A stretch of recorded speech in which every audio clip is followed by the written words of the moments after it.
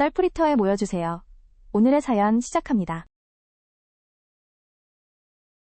새로 이사 온 이웃은 겉보기엔 친절하고 평범한 사람처럼 보였습니다.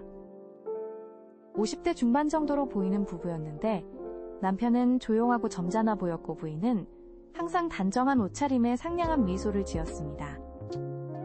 이사 첫날 저희 집 초인종을 누르더니 간단한 인사와 함께 쿠키 한 접시를 건넸죠. 홈메이드 쿠키였는데 정말 맛있어 보였고 완벽한 첫인상이었습니다. 안녕하세요. 옆집으로 이사 온 김씨입니다. 앞으로 잘 부탁드려요. 부인의 목소리는 부드럽고 정중했습니다.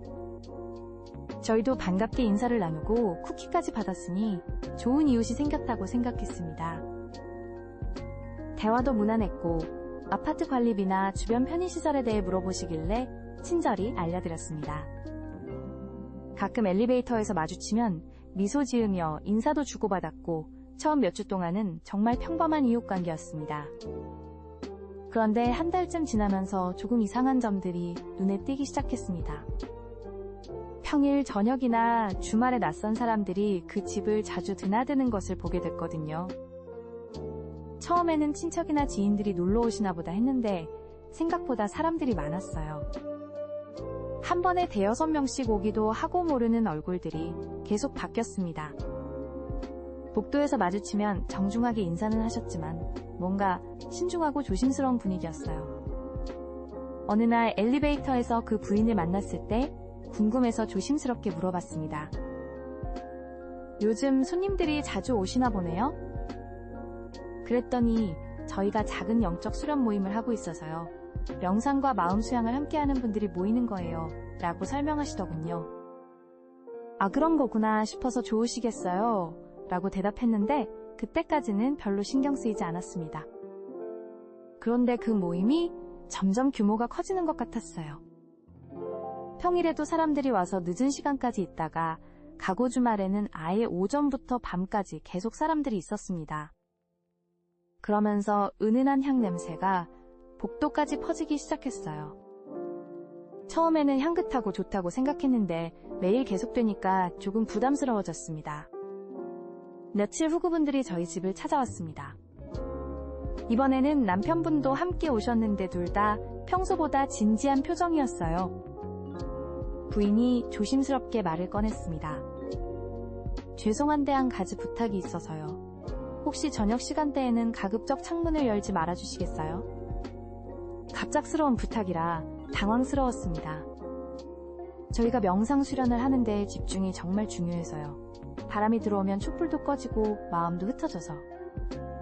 남편분이 덧붙이며 설명하더군요. 보통 저녁 7시부터 밤 10시까지인데 그 시간만이라도 도와주시면 정말 감사하겠습니다. 처음 받는 부탁이라 거절하기도, 그랬고 시간도 그렇게 길지 않다고 생각해서 네 알겠습니다. 라고 대답했습니다. 그런데 속으로는 약간 의아했어요. 우리 집 창문을 여는 것이 옆집 명상에 그렇게 큰 영향을 줄까 싶었거든요. 처음 일주일 정도는 별 문제 없이 지나갔습니다. 저희도 저녁에 창문을 자주 여는 편이 아니었 고이웃을 배려하는 마음으로 맞춰줄 수 있다고 생각했어요. 하지만 시간이 지나면서 점점 불편한 점들이 늘어났습니다. 우선 향냄새가 점점 진해졌어요. 처음에는 은은했는데 사람들이 많이 올 때마다 냄새도 강해졌습니다. 저희 집 현관까지 스며들어서 가끔 머리가 아플 정도였어요. 게다가 밤늦게까지 사람들 목소리가 들렸습니다. 명상이라고 하시는데 생각보다 조용하지 않았거든요. 낮은 목소리로 뭔가를 외우는 듯한 소리가 계속 반복됐어요. 한 달쯤 지나니까 다른 층 주민들도 불편해하기 시작했습니다. 위층 할머니가 요즘 냄새가 너무 심해서 문을 열어둘 수가 없다고 하시더군요. 아래층 젊은 부부도 밤에 아기가 자다가 깨는 일이 많아졌다며 걱정스러워했습니다. 저만 예민한 게 아니라 다른 분들도 비슷하게 느끼고 계시다는 걸 알게 됐어요. 그런데 정작 문제는 따로 있었습니다. 어느 날 밤에 너무 답답해서 창문을 조금 열었는데 다음날 아침 일찍 초인종이 울렸어요. 부인이 서 있었는데 평소에 상냥한 미소는 온데간데 없고 표정이 굳어 있었습니다. 어제 창문 여셨죠? 목소리에 불쾌한 기색이 역력했어요. 저희가 분명히 부탁드렸는데 정말 중요한 시간이었거든요. 사과하면서 앞으로 조심하겠다고 했는데 약속은 지키셔야죠. 이런 일이 반복되면 정말 곤란해요. 라고 하시더군요. 처음 보는 차갑고 날카로운 톤이었어요. 그때부터 분위기가 확실히 달라졌습니다. 엘리베이터에서 마주쳐도 예전처럼 환하게 웃지 않았고 인사도 형식적으로만 하셨어요.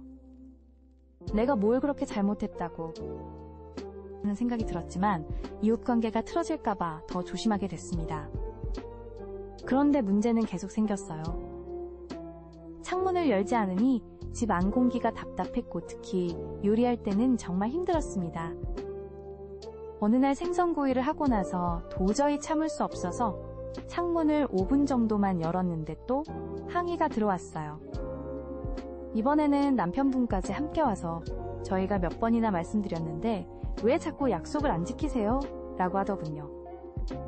죄송해요. 요리 냄새 때문에 잠깐만 하고 설명하려 했는데 그런 건 환풍기를 쓰시면 되잖아요. 저희 수련회 방해가 되면 안 된다고 처음부터 말씀드렸잖아요. 라며 단호하게 말씀하시더라고요. 그 순간 정말 기분이 나빠졌어요. 처음에 정중하고 부드러운 모습은 어디 가고마치 우리를 통제하려는 것 같았거든요. 남편과 상의해봤습니다. 이상하지 않아? 처음에는 그렇게 친절하더니 갑자기 왜 저래? 우리 집 창문 여는 걸 왜 저렇게 간섭하는 거야? 점점 불쾌해졌지만 또 이웃 간에 크게 다툴 일도 아니라고 생각해서 참고 있었어요. 그러던 중 정말 어이없는 일이 생겼습니다. 저희 집에 친정어머니가 오셨는데 양 냄새를 맡고 여기 무슨 냄새가 이렇게 독해? 숨쉬기 힘들다고 하시는 거예요. 그날따라 냄새가 유난히 심했거든요. 어머니가 창문 좀 열어라고 하셨는데 사정을 설명드리니 말도 안 되는 소리다. 남의 집 창문까지 왜 간섭하냐 며 화를 내셨어요. 어머니가 직접 가서 얘기하겠다고 하시길래 필사적으로 말렸지만 결국 그날 저녁에 부인이 다시 찾아왔어요. 낮에 어머님이 뭐라고 하시던데 앞으로는 가족들에게도 잘 말씀해주세요 라고 하더군요. 완전히 적대적인 말투였어요. 그때 정말 화가 났습니다. 우리가 뭘 잘못했다고 이렇게까지 해야 하나 싶었거든요. 그 무렵부터 다른 주민들의 불만도 본격적으로 터져나왔습니다. 관리사무소에 냄새와 소음 관련 민원이 계속 들어왔고 급기야는 경찰까지 출동하는 일이 생겼어요.